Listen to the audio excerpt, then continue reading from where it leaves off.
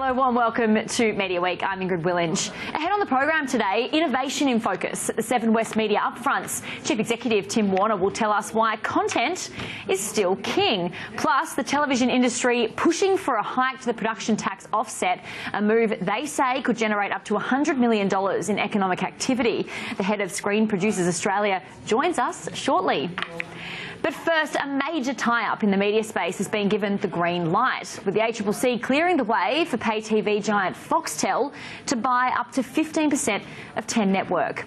The regulator says there's nothing in this deal that would significantly decrease competition in the media space. These are minority equity interests, and secondly, of course, the dynamic nature of the market, particularly with internet streaming having more and more an effect. So we found that while these acquisitions, all minority acquisitions, would increase the influence that Foxtel has over 10, we found that there really wasn't the evidence sufficient to connect that to a substantial lessening of competition in either sports rights, other content or the advertising market. Concerns had been raised over Lachlan Murdoch's influence, as he is a stakeholder in both companies, but Mr Sims emphasised the current deal does not result in any change of control. The News Limited influence over Channel 10 is clearly there. There's no doubt about that. The question is, I mean, it does not constitute control, so it does not make Foxtel and Channel 10 related parties, so that, as I say, allows us to look at any agreements reached between Foxtel and 10 into the future to see whether they substantially lessen competition. So if you like, today we've decided that these acquisitions don't substantially lessen competition, but that test can keep being applied to future agreements. So we will be keeping a close eye on this into the future. 10 Network will also take a 24.9% stake in Foxtel's multi-channel network advertising joint venture. Foxtel Chief Executive Richard Freudenstein says the transactions will provide much-needed capital for 10. So the news this week, regional television network Win set to become a major shareholder in Nine Entertainment, snapping up 13% of the operator's shares. It comes after US hedge fund Apollo Global Management agrees to sell part of its stake in Nine to privately owned Win Corp. Win is owned by Bruce Gordon, who is also a major shareholder in the 10 Network. The transaction expected to be completed on November 9. Let's get more on the news out of the media space this week. Evan Lucas joining us from IG. And Evan, I guess we've got to talk about this ACCC approval first up. It wasn't really a surprise to the market though, was it? No, it wasn't, and I think that needs to be very, very clear. They always were highlighting this as a minority stake. It was never going to be on the same level as the original mooted deal, which is obviously throws Discovery back in there as well with a full takeover and what that would have meant to free-to-air contenting. It does show you that Foxtel may have some influence over sporting right movements. That could be seen actually more as a positive side as well, and vice versa. So not a huge change there. It's certainly not there, but clearly what's going on across the whole media space, everybody is gearing up for what is expected to happen, and was expected to happen by now anyway, was the scrapping of the reach rule, and then we are now tapping out at that absolute maximum. 15% is where you get, and that's what Foxtel has. And that's the interesting thing, is that this is just another step towards what looks like a very big consolidation across the entire industry. And yes, it's a great deal for 10, obviously, but Seven West Media is certainly taking a hit off the news. Yeah, they are, and the whole space is, unfortunately. Seven West again made another, basically touched a record low again this week. They are clearly showing you that although they're trying to show you on the strategy side that everything's still going quite nicely, they are struggling in terms of what the share perception is. They are seeing that ad revenue is not declining, but it's certainly not growing at a level that they were expecting at this point in the cycle. They are also losing viewership, so that is also playing into the issues. It goes back to Nine as well. They this week also touched a low in terms of where they were going before. The whole issue and sort of blocking stake is probably the way to explain it to you, with the whole Bruce Gordon idea. He obviously has Win Networks. There was always talk that with the reach rule was to go, that Southern Cross and Nine would somehow manage to do a deal, or that Nine would be taken over itself. So all of that now plays into sort of how the whole space is going and where that currently means for free-to-air TV. Yeah, what do you make of that move by Bruce Gordon into Nine? Yeah, it is very different in terms of the way you look at it. It feels almost like a David Teo idea with regards to what he did with TPG and putting them into things like Vocus and that idea. It does feel like blocking. He does seem like he's trying to make sure that WIN remains the premier regional player in terms of content out into the regional space. That tie-up, as I said, with Southern Cross is certainly one that was mooted, certainly one that was expected to happen if we did see that scrapping of the regional. Obviously hasn't happened, and again it just means that content is going to be wedded to WIN from 9 rather than probably what was going to look like being a scrapping of that deal. So it's a blocking stake in terms of what I see. I don't think you'd ever want to really take 9 over. It's been a horrible place to be invested in, but it certainly is a blocking stake for a possibility of either a full takeover or a merger with Southern Cross. What's going on, Evan? We'll leave it there, but thank you very much. Thanks, guys. Evan Lucas there from IG. Well, just this week, Screen Producers Australia proposed a plan that would unleash $100 million in economic activity. It involves a proposal to double the tax offset for television production from 20 to 40%. Screen Producers, of course, represents Australian producers on all issues affecting the business and creative aspects of screen production as well. So for more on that proposal, Matt Diener, Chief Executive of Screen Producers Australia, joins us now in the studio. Matt, thank you so much for joining us on the show. Very welcome. And what's been a pretty busy week for you guys, because let's talk about this proposal. Why does the tax offset need to be doubled, and why is television at a different level to film anyway? Well, that's an interesting point, because the television and film offsets were set in 2007. They've been a game changer in terms of providing certainty and financing for our screen industry, and we know it's an industry that delivers so much creatively and so much in terms of talent regeneration, and it retains what is essentially a very competitive global dynamic into Australia. We've sort of thought that for a long time that you need to have that offset at a higher rate. Television is where a lot of eyeballs are heading. There is projects of scale that services both domestically and Australia create, and you've got to be able to provide financing opportunities that work.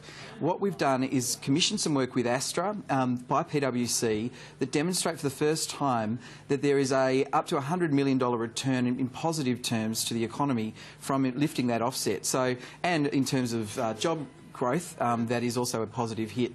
So for the first time we've kind of been able to really sit down, work through the numbers and demonstrate to government that there is a real positive game changer if you were to lift the offset.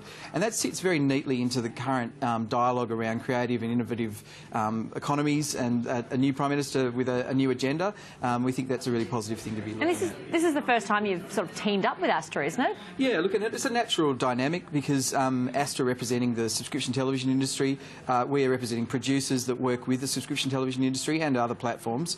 But this is a game changer really for everyone, because if you are on free-to-air television, if you are on subscription television, you need to be finding projects that cut through. Australian productions do that. There's a lot of clutter in the landscape. Distinct Australian stories are expensive to finance, and the tax rebate's a critical measure. If it's increased, we'll be able to do a lot more. We'll be able to deliver a lot more in terms of international investment. Because we're not aligned either with how the rest of the world's tracking in terms of tax offsets, are we? I mean, in terms of New Zealand, they've got a much higher tax offset. They have a 40% offset in New Zealand. So that's you've hit your nail on the head. Yeah. We've got to be competitive internationally now, or else we're going to lose the talent and the productions to other territories. We've always had a struggle with great opportunities that actors and directors and writers have in Los Angeles and the United Kingdom. And in the United Kingdom, they have a more competitive landscape than us. So this is about making sure we can continue to deliver some really great shows to Australian audiences, but more importantly, to take them globally, because I think everyone loves a good Australian story if it's told well. Our eyeballs always go to Australian stories on all our platforms if they're done well, and this gives us an opportunity to really be competitive. So there's a lot of people lobbying the new ministers at the moment. How do you think you're going to go? Because you've had this week sort of in discussions. How's it looking? Look, it's positive signs. I think, as I said, the government is looking for opportunities really in an economic sense to grow the landscape for Australia generally. We heard the Prime Minister in his first outing talk about creative industries, innovative industries. The screen industry sits very squarely in the middle of all of that. It provides great opportunities for growth. We have a hugely talented workforce, and we've got a lot of people coming through that need opportunities if they're going to keep them in Australia. And I think that this is going to go down very well in Canberra. It's interesting because it's obviously a time of great change in the industry, a lot of disruption, if you like, in your sector. Seven this week confirming they'll be live streaming all their content online as well, but at the same time committing to major investment in the sector. So what do you make of that?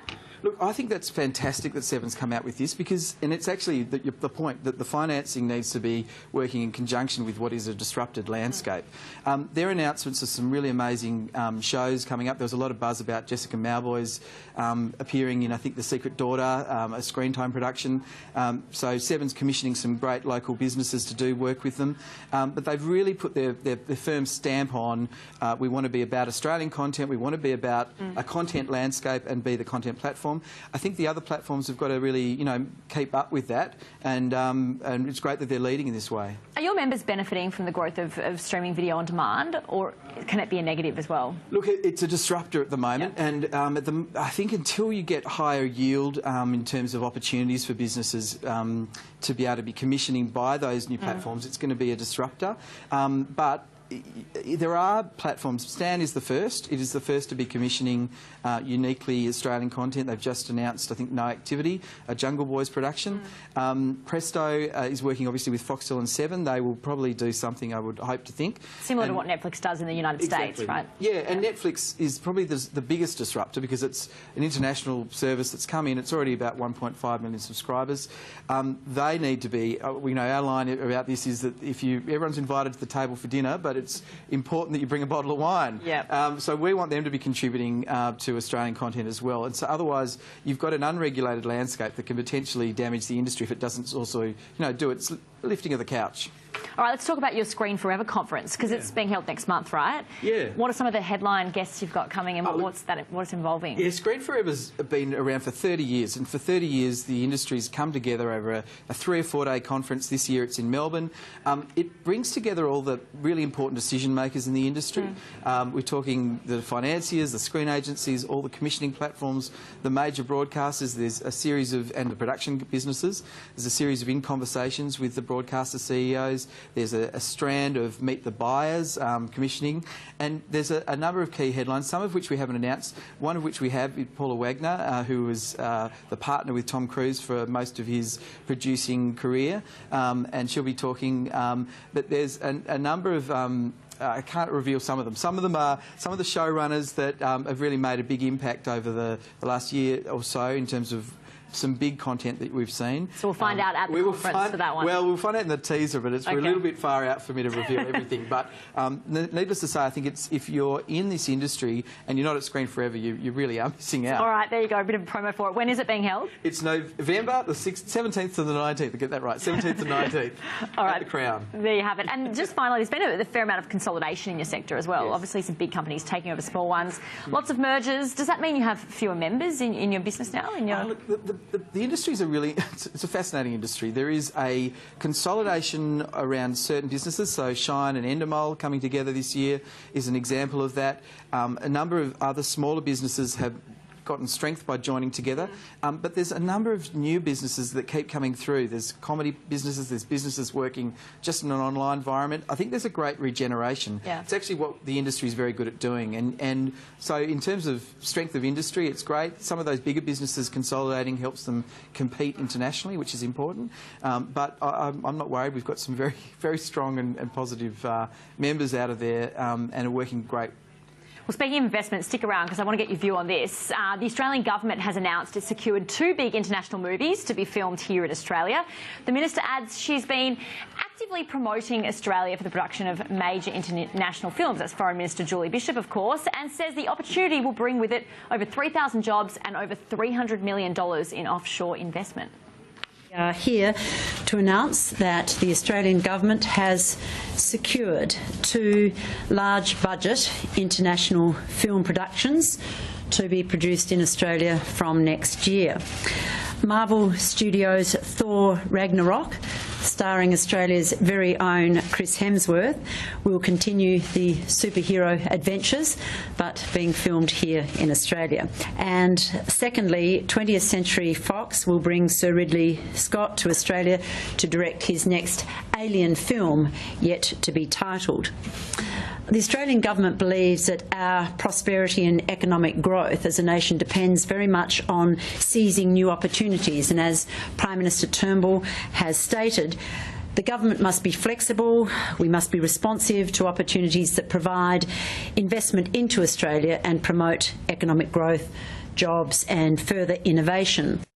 So Julie Bishop seems pretty excited about that. What do you think? What does this mean for the industry to have two big films like that? Look, this is like a cherry on top of a big cake. The domestic industry is the big cake. This is like having something to sparkle and showcase Australian talent through the lens of what these big productions are. It's great for talent.